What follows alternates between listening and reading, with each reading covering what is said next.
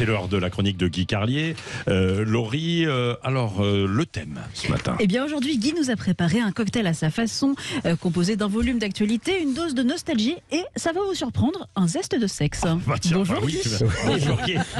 Évidemment. Bonjour Laurie, bonjour Patrick, bonjour à tous. Une précision d'entrée, vous pensez bien que ça m'amuse pas de parler de sexe dans une chronique à prétention littéraire, même philosophique. Et si j'aborde à contre-cœur ce sujet, vous le savez Patrick, c'est suite à vos injonctions répétées vous n'êtes pas ce journaliste rigoureux et inébranlable dont vous aimez à donner l'image. D'ailleurs, tous les habitués des clubs libertins aux environs de la Grande Motte vous le diront. Patrick Roger n'est pas inébranlable. Commençons notre cocktail matinal par une dose d'actu avec le voyage du président de la République en Afrique. Comment vous dire? S'il fallait résumer l'image que Emmanuel Macron a donnée lors de ce voyage, je dirais qu'on pensait immédiatement à Jean Dujardin dans Alerte rouge en Afrique noire, tant l'approche africaine du président ressemble à ça. Écoutez.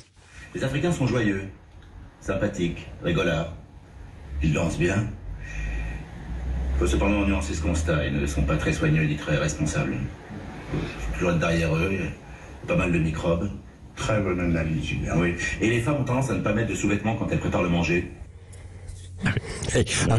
À part la dernière phrase, c'était à peu près ça. Je ne sais pas si vous avez vu le passage avec le président du Congo, c'était assez surréaliste. Passons maintenant donc au zeste de sexe que vous attendez, Patrick, dans cette chronique. Hier, en fin d'après-midi, en voiture, dans Paris, j'écoutais le podcast de l'émission de Brigitte Lahaie de vendredi dernier. La précision géolocalisée a son importance, vous verrez plus loin.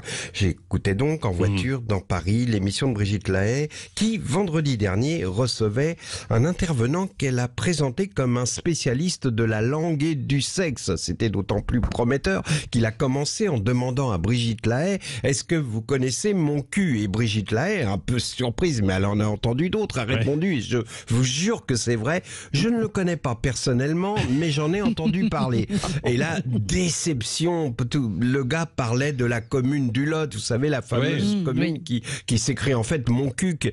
Et donc, en fait, de langue et de sexe, le type était un linguiste un peu chiant qui a démystifié tous les noms de villes à connotation sexuelle. La ville qui s'appelle fucking en Autriche, etc. Bref, on attendait Rocco Siffredi, on a eu droit à Maître Capello. À 18h30, disais-je, hier, une voiture arrêtée devant moi dans une petite rue, tandis que j'écoutais Brigitte Lahaie, a stoppé la circulation. Un enfant en est sorti, il a couru vers la porte d'un immeuble haussmannien. Il s'est appliqué à composer le code au moment où il s'appuyait de tout son poids sur la lourde porte d'entrée. Il s'est retourné, il a fait coucou de la main à son papa dans la voiture.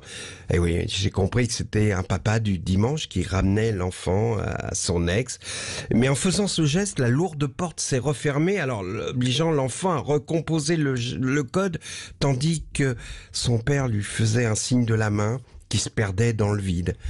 Tandis que les conducteurs des voitures derrière moi s'impatientaient, commençaient à klaxonner, le papa du dimanche s'est penché, presque à l'horizontale, pour regarder par la vitre passager le deuxième étage de l'immeuble où l'enfant allait bientôt embrasser sa maman, indifférent aux impatients qui klaxonnaient. Un amour d'enfant, un baby love. Ça tombe bien, aujourd'hui c'est l'anniversaire de la chanteuse des Suprêmes. Allez, on écoute.